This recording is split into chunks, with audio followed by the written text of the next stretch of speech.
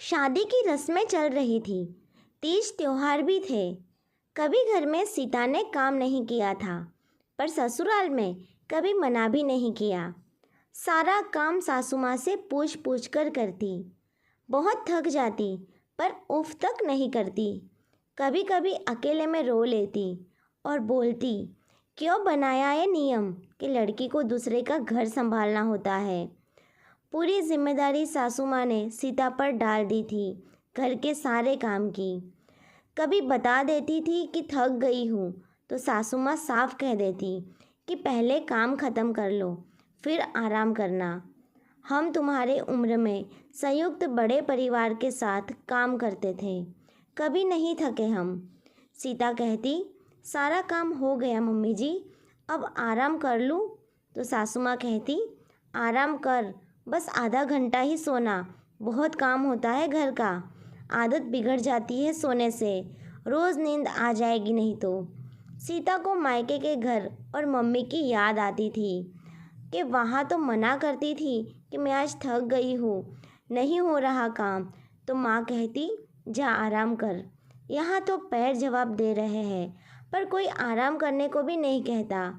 आंखें भर आती है मायका याद करके। ससुर जी को तो बस लगता काम ही क्या होता है औरतों को करने को घर में सारा दिन। कभी मायके ननद भी आती रहती, तो वह कुछ काम नहीं करती। उसे बहुत लाड़ प्यार से पाला था, उसे कुछ नहीं कहा जाता था। ननंद उनके लिए बच्ची ही थी। वह मायके आती तो काम नहीं करती। सासू माँ और ससुर जी ने बहू को आराम को भी नहीं कहा।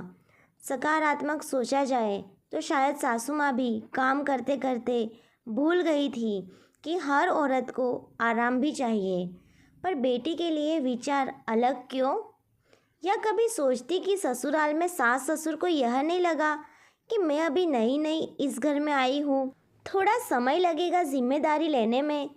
अभी तो अपने घर चुलबुली लड़की थी और अब बहू बनी।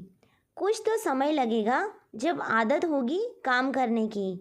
पर यहाँ तो काम में लगी रहती थी। पति को बताया, पति ने कहा, छोड़ो ये सब बातें, हमारे घर में ऐसे ही होता है, तुम बस बड़े समझकर भूल जाओ। बात खत्म हो गई। त्योहार आने वाला था जो ससुराल में ही होता था। तब सबके लिए सामान खरीदा, साड़ी, सासू माँ के लिए, ससुर जी के लिए कपड़े, ननद के परिवार के लिए भी सामान। सारा दिन भागदौड़ रहती। त्योहार का दिन था। धूमधाम से पूजा पाठ हुआ। शाम को सीता घर का काम निपटा रही थी। गर्मियों के दिन और रसोई में जाने की तो हिम्मत ही नहीं थी। तभी ससुर जी की आवाज़ आई, सुनो सीता, कुछ घंटे में कुछ मेहमान आ रहे हैं। मैंने उन्हें अभी बोला आने को, वो आते ही होंगे। पहले ही बता देते, हम जल्दी जल्दी काम निपटा लेते। सारा काम फैला पड़ा है। उन लोगों के नाश्ते और खाने का प्रबंध भी करना पड़ेगा।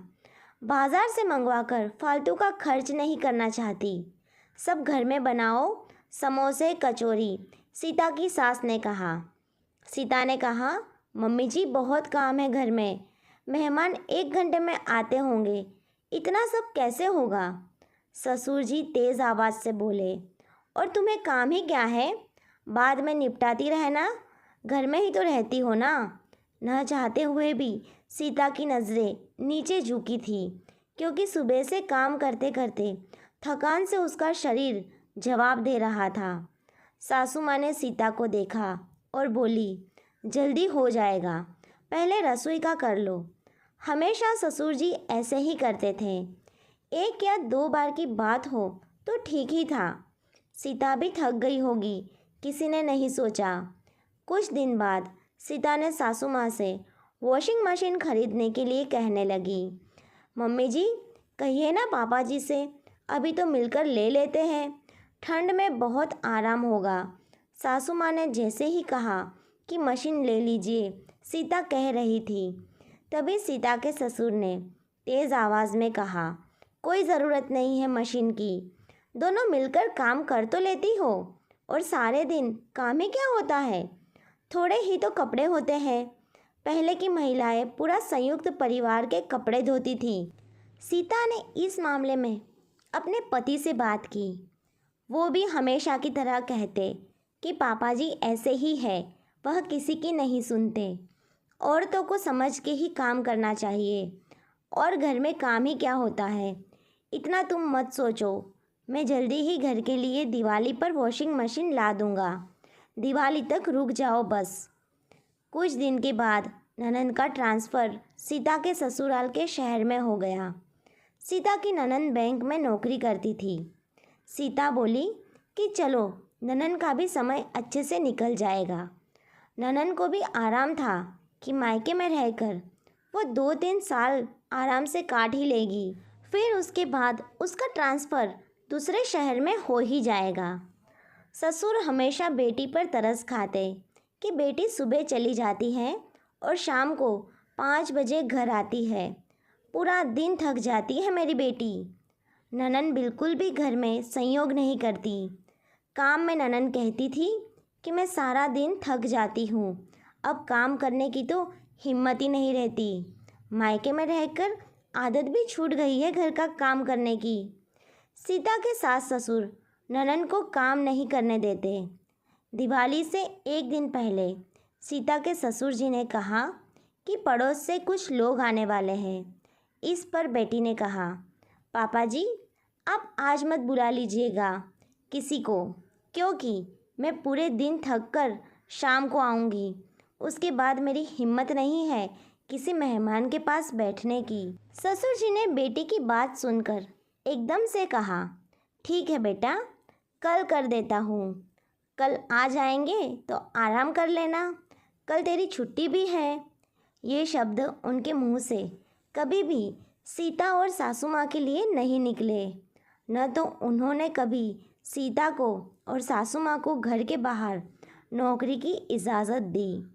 और वही चीज़ बेटी के लिए अलग सोच थी। उनका मानना था कि बेटी बाहर काम करके थक जाती है और जो महिलाएं घर में रहती हैं उन्हें तो पूरा दिन काम ही क्या होता है। ऐसी सोच वाले मर्द को कब समझ आएगा कि एक घर में कितना काम होता है। घर की औरत पूरी ज़िंदगी काम करके अपना शरीर घिस देती है, फिर भी उनको ये सुनने को मिलता है कि आखिर घर में काम ही क्या होता है। और ये वही मर्द बोल सकते हैं जिसको एक कप चाय बनाने भी नहीं आती, ना तो वो सीखना चाहते हैं और ना पानी का एक गिलास खुद से पीते हैं, क्योंकि ऐसे मर्दों के लिए बीवी भी पत्नी नहीं नौकर ही समझते हैं। तो बहू को बेटी कैसे मान सकते हैं। पर अब ज़माना बदल रहा है। आज के ज़माने के लड़के समझते भी हैं और माँ और बीवी की मदद भी करते हैं। पर फिर भी कुछ अनपढ़ मर्द हैं जो घर के काम को यही समझते हैं कि ये तो सारे औरतों के काम ही है बस। तो दोस्तों, ऐसे मर्दों को हम कैसे समझा सकते हैं कि घर का काम खाली औरतों का ही नहीं होता है। हमें अपनी राय कमेंट करके ज़रूर बताइए। अगर ये कहानी पसंद आई हो तो वीडियो को लाइक और शेयर करना बिल्कुल भी ना भूलें और चैनल को सब्सक्राइब ज़रूर कीजिए। अब मिलते हैं नई कहानी के साथ, तब तक के लिए बाय दोस्तों।